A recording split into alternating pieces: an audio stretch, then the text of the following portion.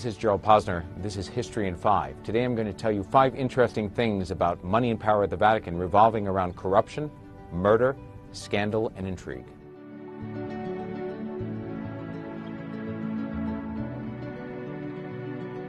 For about 1800 years, the popes were not just the head of the Catholic Church, the spiritual head of the world's largest religion. They were also kings, pope kings. They had a secular empire. Thousands of square miles of lands, their own armies. They built up a vast court around the Pope. How did they get the money for this? They fueled it by taxing people inside their empire, by fees, and also by selling something called indulgences. A piece of paper was sold to a Catholic and said, "You're forgiven for your sins for buying that paper." Still, it wasn't enough money, and the popes had to go at times to borrow money from the Rothschilds, the preeminent banking family in all of Europe who was Jewish, much to the distaste of many Catholic cardinals who thought it was terrible to have to borrow money from the people they viewed as killers of Christ. All of this ended in 1870 when the popes lost their empire.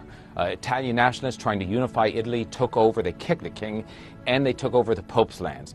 They left the pope with a small postage-stamped size parcel of land, the Vatican, and then all of a sudden in 1929 it changed because the Pope struck a deal with the head of Italy, then a fascist dictator, Benito Mussolini. The fascists recognized the Vatican as an independent sovereign country. They made the Pope the head of that country, invested with divine rights. 4 years later, that same Pope struck a deal with Nazi Germany and Hitler's Third Reich, and they signed a deal where the Third Reich recognized the Church as the Church recognized Hitler and his power inside of Germany. In the middle of the war, the Americans and the British are trying to stop anybody trading with the enemy. So they are blacklisting companies and countries, including some countries that call themselves neutrals, like Switzerland, San Marino, Monaco.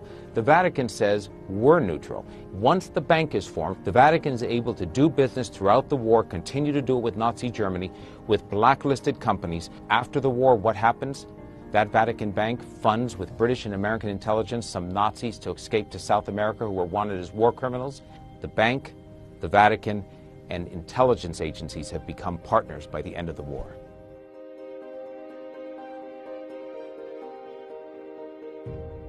Bishop Marcinkus gets involved with prominent Italian businessmen, including Michele Sandona, one of the titans of industry in Italy in the 1960s and 70s, and also Roberto Calvi, a major banker. They end up in all types of offshore deals and back-to-back loans and quadulent, fraudulent transactions that bring down the business empires of those two men and put the Vatican Bank at the edge of bankruptcy. And Marcinkus ends up staying inside the Vatican, claiming that the jurisdiction and sovereignty of the Vatican as a separate nation keeps him from going to trial for fraud in Italy. And eventually that standoff leads to his resignation.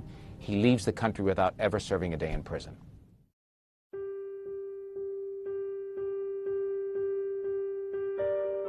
An Italian journalist exposed the extent to which the Vatican Bank had still stayed a corrupt institution through the 1990s into the 2000s.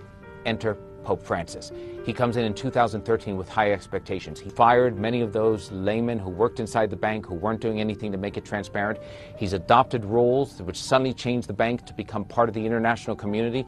The wild and crazy days of murders and double dealing and fraud may well be, hopefully, a thing of the past.